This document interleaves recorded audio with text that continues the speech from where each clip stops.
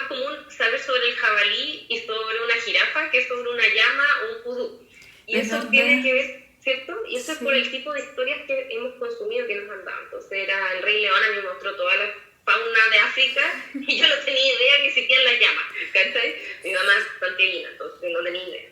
Y ahora todos mis cómics son seres animales antropomorfizados, y como que mi idea es que si bien son historias súper urbanas, al final hay como una lista de qué animales autóctonos hay en Chile. En la mitad de la pandemia existió en la Fundación BAL, hizo básicamente un pasacalles, pero era una exposición de múltiples artistas que tenían una intervención urbana en el Paseo Bulnes. Y en ese lugar yo expuse precisamente a una persona como Minga, no como equipo, el tema precisamente de la escasez hídrica a través de origamis. De hecho, yo tocaba 3 temas. Una parte era la escasez hídrica a través de unas maripositas que están encima siempre de papel, todo de papel, encima o alrededor de una fuente de agua, y como que ahí ponía los datos de escasez hídrica o de la manera en que el agua es distribuida, o más que eso, cómo llega el agua a los sectores rurales.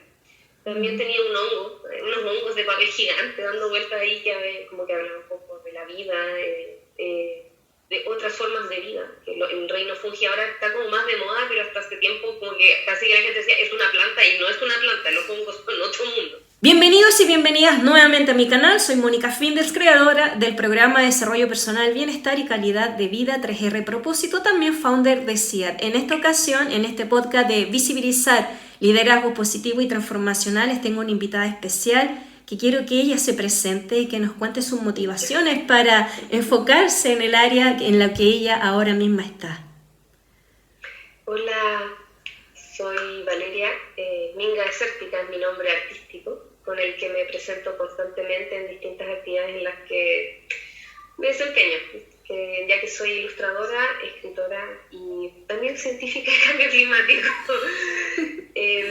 Bueno, de hecho, una de las partes importantes de mi trabajo artístico está en Cigoto, que es un proyecto editorial que precisamente aúna las artes, la narrativa gráfica y la animación experimental, y como equipo, en realidad somos un dúo, estamos trabajando en generar historias que se puedan transmitir a través de distintos medios, y en cada reinterpretación material, entiéndase, sea una pintura o sea un cómic o sea una película, hay una nueva versión de la historia y un nuevo mensaje que puede calar de forma diferente en cada persona.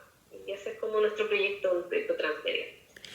Qué bonito. ¿Sabes qué me hiciste recordar? En una ocasión, yo amo el arte, me siento parte de ahí también. Fui a un teatro en mi ciudad querida de Iquique y estaba el Ballet Nacional y a través del arte pudieron hacernos llegar a lo que es el cuidado y el medio ambiente de las aves, específicamente de lo que son los cisnes, de lo que son en especial ellas y cómo el agua afectaba la contaminación a su ecosistema. Y lo encuentro maravilloso que lo que hacen ustedes es una iniciativa muy emocional y también muy realista y muy científica, porque tú perteneces al área de cómo puedes llegar y educar a través de eso.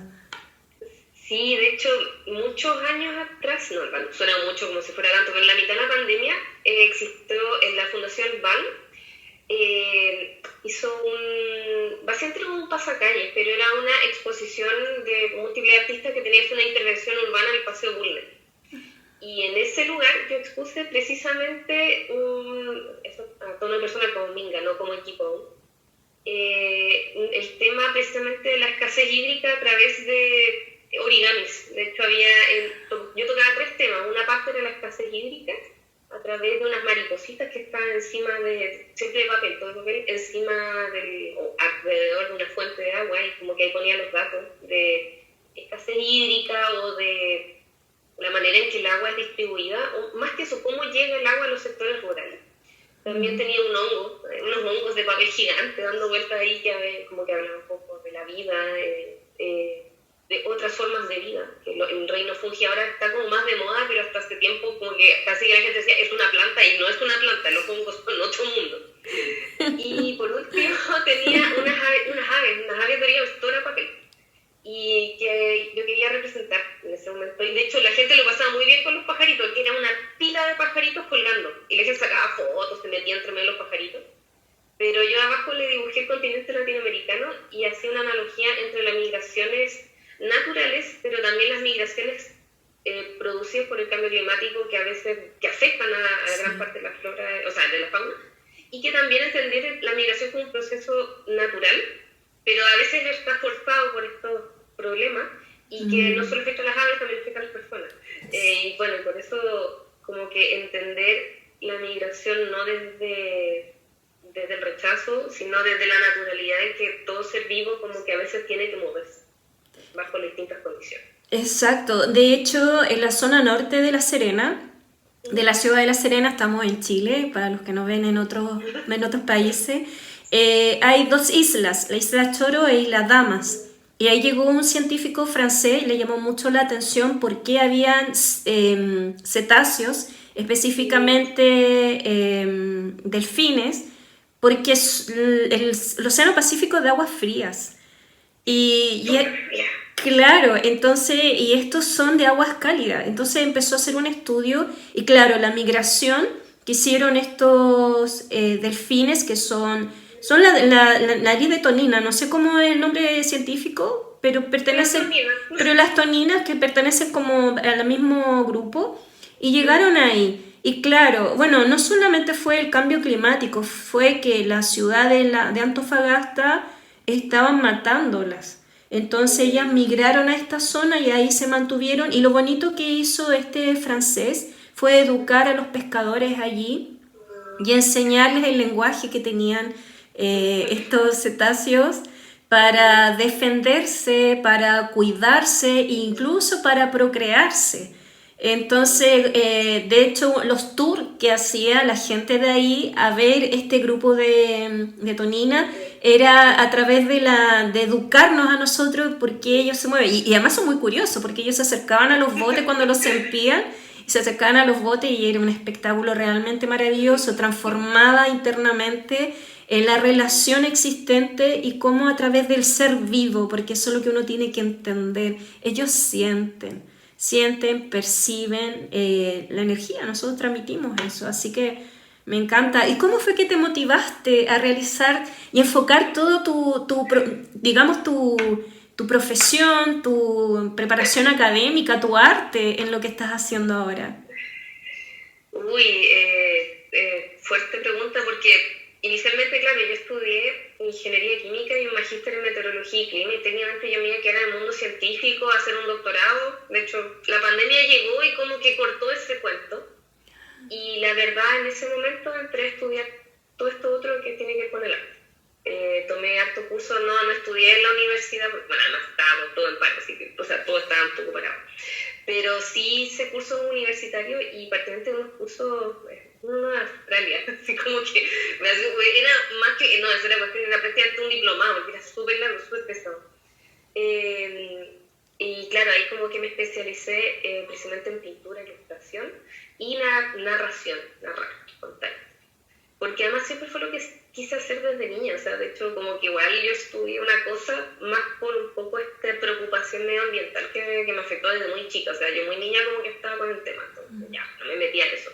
Pero emocionalmente yo siempre quise pintar, quise dibujar, o estudié filosofía, y es algo que también hago, como que leo harto, de hecho tengo una pila de libros, leo mucho.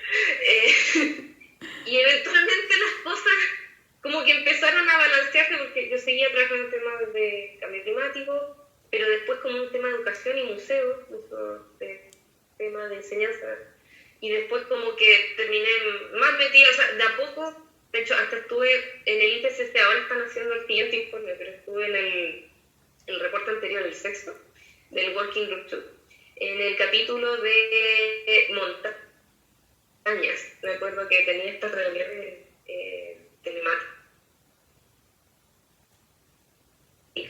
muy artística, porque ocupé, bueno, mis conocimientos en Illustrator y esas cosas para hacer imágenes. O sea, típico que uno dice, es un informe, es súper tieso, pero la mitad de la gente no sabe hacer buenos gráficos que aúnen muchas ideas. Y ahí hay como que contar algo. Y ahí como que apliqué esas cosas, y de hecho, todo este equipo de científicos muy bacanes quedaron súper close porque como que los ayudé incluso incluso a encauzar para ellos las ideas, porque las estaba contando a través de imágenes. Qué bueno. Y de hecho el mismo diseñador del IPCC me dijo, no, tú sabías hacer todo, y me dejó hacer todas las imágenes. En general, supuestamente uno le hacía un boceto o le hacía más o menos una imagen y él lo terminaba, y conmigo fue como, no, listo, pásame los archivos en Illustrator. Y a lo más les cambió el color para que todo el libro tenga los mismos colores como técnicos. Uh-huh. Y son las cosas que se van dando, pero eventualmente llegué más ahora estoy más enfocada en el tema artístico, con Cigoto, como equipo, porque queremos contar historias ahora un poquito más, o sea, como que el tema ambiental en un momento tuve que dejarlo, eso también es real, porque me apenó mucho, como que me dolió mucho, y yo recién ahora estoy como volviendo a aceptarlo, o más que como poder tocarlo de nuevo, porque de verdad los últimos años estaba muy como adolorida con el tema. Y bueno, ahora lo estoy retomando de una manera muy sutil, entonces y me doy cuenta de que, bueno, cuando era niña, o sea, todos los niños de mi edad, es más común saber sobre el jabalí y sobre una jirafa que sobre una llama o un pudú. Y eso tiene que ver, ¿cierto? Y eso es por el tipo de historias que hemos consumido, que nos han dado. Entonces era el Rey León, a mí me mostró toda la fauna de África y yo no tenía idea que existían las llamas, ¿cachai? Mi mamá es santiaguina, entonces no tenía idea. Y ahora todos mis cómics son seres animales antropomorfizados, y como que mi idea es que si bien son historias súper urbanas, al final hay como una lista de qué animales autóctonos hay en Chile. Qué bueno. ¿Qué animales aparecieron en estas historias? Y ahí sale el pudú, sale un piquero, ¿cachai? Sale un quirquincho, y todos son personajes, pero el quirquincho, Pudín, la pudú, ¿cachai? Sí. Hoy te felicito porque qué manera de instruir a los niños de manera entretenida y también conocer nuestra fauna, desde las aves mismas, que a mí me fascina. Y yo te contaba, o les contaba la otra vez, que desde los mismos zorzales, luego están los chincolitos y luego están las chirigüitas, que son tan especiales. Bueno, hay muchos animalitos bonitos que uno no tiene idea que existen. Y están ahí. Eso pasa. Sí, y es como bueno como tener estas instancias. Ahora, claro, justo este cómic no es tan enfocado, como más un poco adolescente, adulto, pero lo mismo, o sea, yo tengo una pila de amigos que dicen pájaro, y hay que ver pájaro. Y eso es un pájaro, y eso otro pájaro grande, pájaro chico. Entonces con esto como que educaría de una manera sutil y amable, que es a través de una historia, de cuentos, pero que ni siquiera se tratan del animal mismo, pero es como que los utilizo para contar el cuento. Es como meterle, es como cuando uno le da un remedio a un perro, pero le pone como un pedacito de carne. Sí. Esto es como una pastilla de información, pero escondida. Sí, pero qué buenos ejemplos has dado ahí. Les va a hacer bien igual, sabes que está haciendo bien. ¿Y cómo se les encuentra a ustedes? ¿A través de qué medios se les puede encontrar lo que ustedes entregan? Sí, mira, en este momento, está nuestro sitio web, cigotoeditorial.com. Este mes voy a lanzar este fanzine como con animalitos que estaba comentando ahora. De hecho, precisamente al final de mes hay una feria en Factoría Franklin, de hecho ahí también nos pueden encontrar. La última semana, el último fin de semana, sábado y domingo, vamos a estar en Factoría Franklin, y ahí voy a presentar este fanzine con animalitos y con historias urbanas medias ridículas, porque son muy santiaguinas. De hecho como que mezclo eso con patrimonio, pero a la vez con talla. Y bueno, entonces nuestro sitio web y obviamente nuestra Instagram de Cigoto Editorial, siempre es Cigoto Editorial. Y hasta el momento ahí, pero ya prontamente, tal vez algunos de nuestros cortometrajes lo puedan ver en otro espacio. De hecho, si no me equivoco, el espacio París-Londres, prontamente también va a haber un cortometraje de... este fin de semana que me ayudó por ahí. Sí, telepatía. Este fin de semana también va a haber una instancia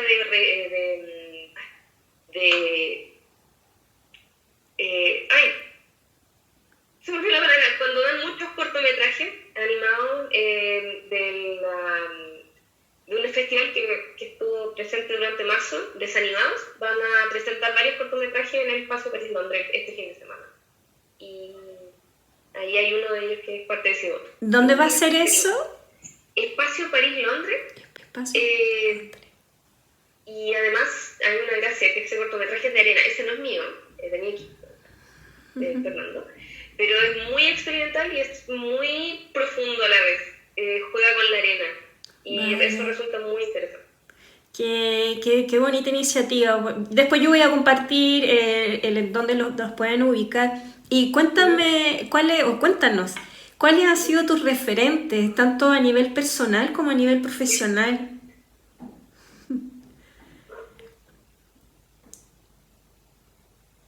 Tengo varios. Bueno, una que tiene que ver un poco más del ámbito de la ciencia es Jane Goodall, posiblemente te habrá sonado, que de hecho murió hace poco.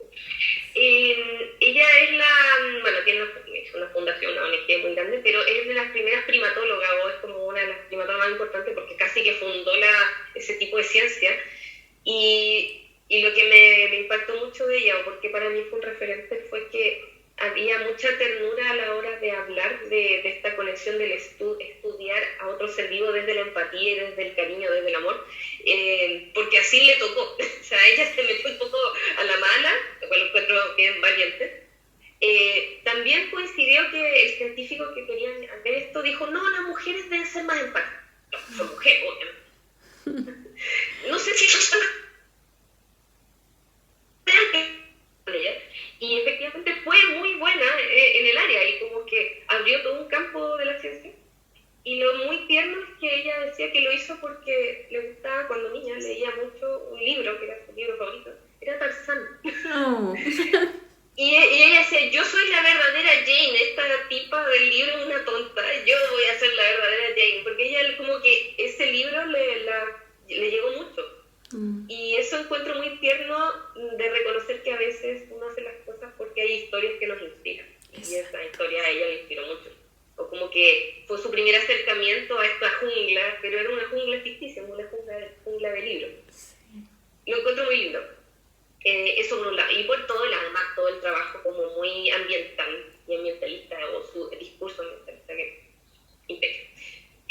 Segunda persona llama de las artes, así voy a poner así como dos, una de las artes, una de la ciencia y una de las artes es Margie Satrapi, que me dio mucha pena porque justo hoy día murió. Y bueno, hoy día estamos a 4 de junio, por si acaso. Sí, lo supe en la mañana y me afectó mucho más de lo que yo esperaba que me afectara nada.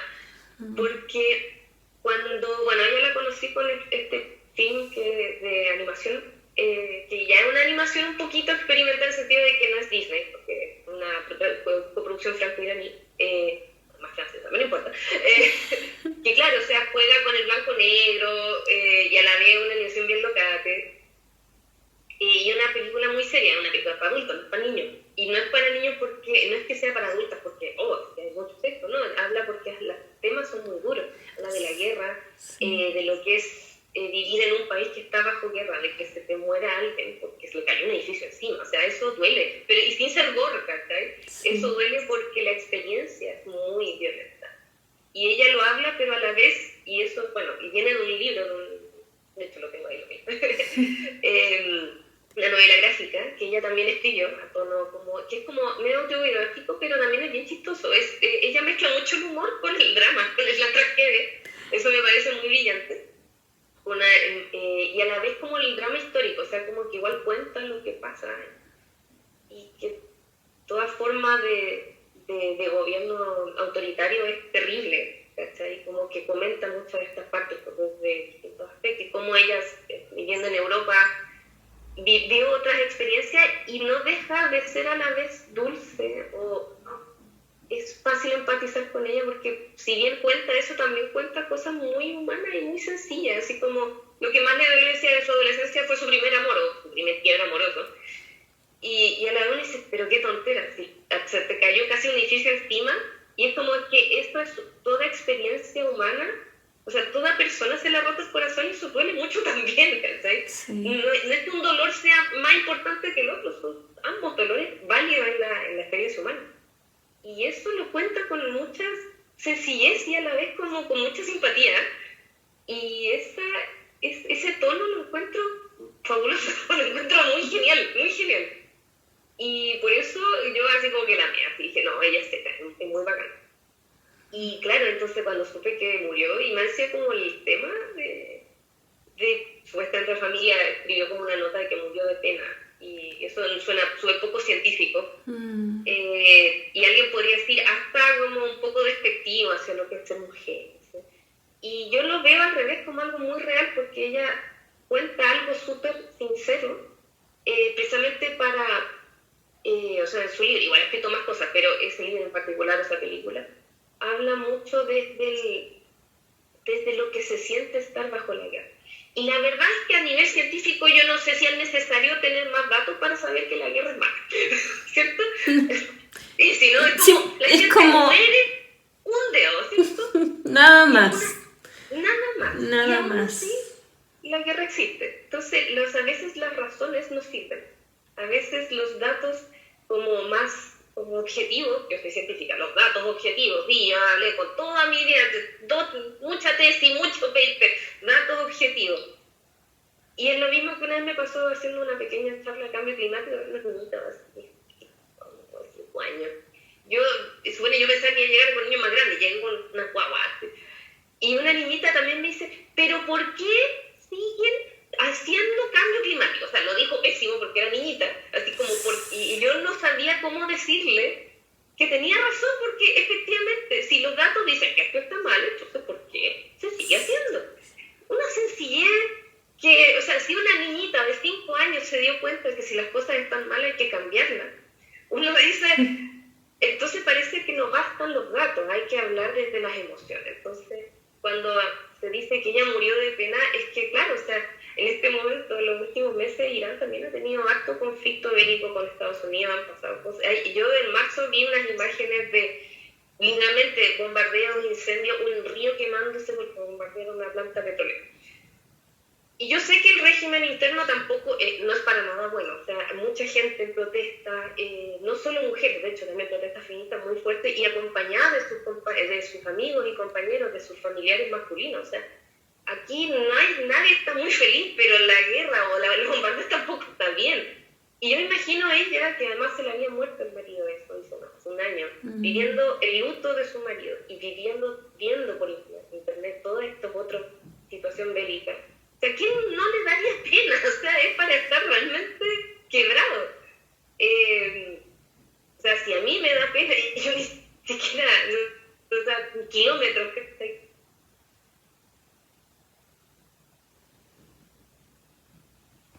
Muy triste su partida, y tal vez este comentario de la familia viene por eso, porque ¿quién no estaría triste cuando hay una situación bélica de por medio también?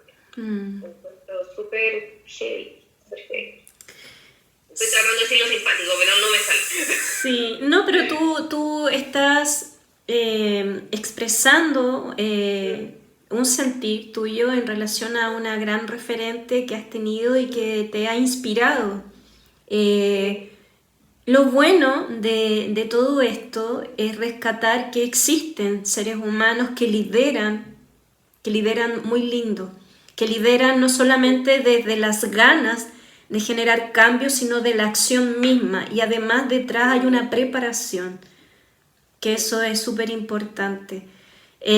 Bueno, y este podcast se trata de eso, de ir visibilizando a personas como tú, que generan cambio de una manera tan amorosa, porque el cambio climático nos afecta a todos, sin excepción. El mundo animal, donde estamos todos nosotros, y los demás que nos expresan a través de su lenguaje corporal, el dolor, el miedo y también sus ansiedades, ¿no? Cuéntanos, ¿qué valores hay en común en tu entorno y cuáles son los valores que tú no transas? Hoy, fuerte pero importante. Yo creo que valores que tengo en el entorno, siento que estoy en un buen entorno, un entorno muy respetuoso con la diversidad, eso lo voy a ser súper sincera. Tal vez porque es una comunidad bastante artística en la que estoy ahora saltando un poquito, donde hay performers, hay modelos, hay bailarines, hay artistas del cómic o artistas de pintura. Hay mucha gente y también hay mucha diversidad de género, también de nacionalidades también. Y creo que es importante el respeto y entender de que toda persona es válida, es válida que esté viviendo, o sea, nació y tiene derechos, y eso es intransable. Esa es una cosa que me alegra del entorno que he estado compartiendo. También de la justicia, voy a hablar de la justicia. Siento que es como, yo no, hay algo, no sé de derecho penal, yo sé de fluidodinámica y de pintura, pero no sé de derecho penal. Pero efectivamente entender de que para mí es súper importante cuando hay pactos o hay manera de entender lo que es justo. Es súper, a ver, cosas que yo encuentro que son graves y por eso quiero hablar de la justicia.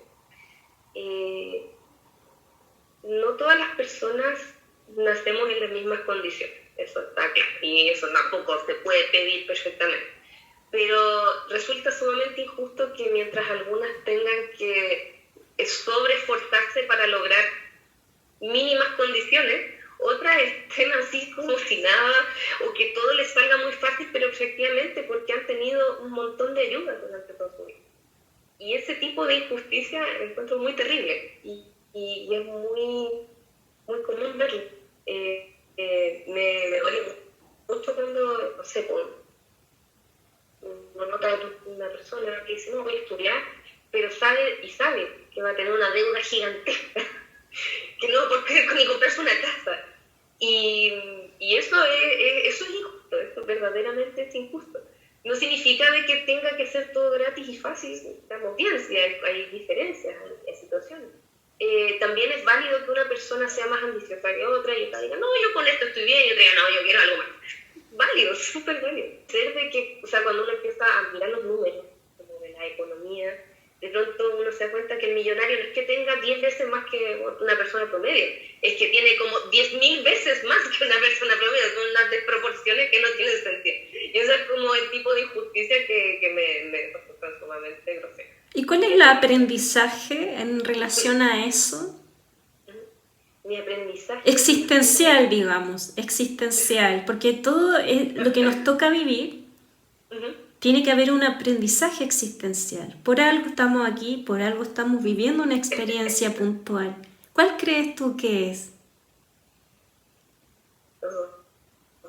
Mi experiencia existencial. Qué fantástico, o sea, ya es terrible. Como que hay momentos en que yo he estado bien quebrada y me doy cuenta que he tenido la capacidad de hacer algo porque leí un libro, o porque sabía pintar, o simplemente porque me dio la cabeza, así simplemente. Y ahí tengo suerte, y si puedo ayudar a alguien, creo que lo voy a hacer. Muy bien, entonces tenemos los valores, respeto, justicia. ¿Y cuáles son los que tú no transas?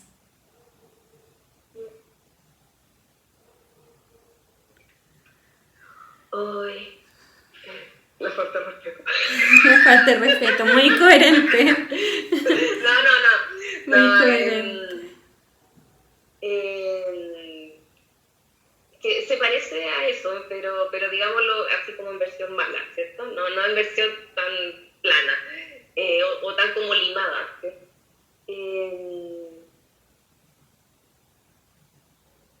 Es que no es un valor que no transo, sino más, que no es lo mismo, pero me pasa con los actos de odio, no transo los discursos de odio dichos de manera simplona. Y eso que yo sé que cualquiera persona me ha pasado, que a veces uno mete las patas y dice algo medio tonto. Yo incluso soy capaz de decir, ya tal vez dijo algo tonto porque no sé, ocupan mal las palabras. Porque me ha pasado. De hecho, me pasó una vez hablando en inglés y como que ocupen mal las palabras. Y también me pasó una vez escuchar un ruso que no supo decir bien algo y lo dijo de la manera más ruda posible y como que todos nos dimos cuenta que no quiso decirlo así, pero lo dijo así porque no sé, pelotudo. ¿Cachai? Así que incluso teniendo ese resguardo de que a veces las personas nos equivocamos o somos torpes, a veces uno igual nota que hay gente que lo dice con maldad y eso no me gusta, eso no me gusta. Empatía es lo que tú tienes y también siempre estar dispuesta a entender los contextos. Yo te quedo muy agradecida por tu tiempo de estar acá en este nuevo podcast.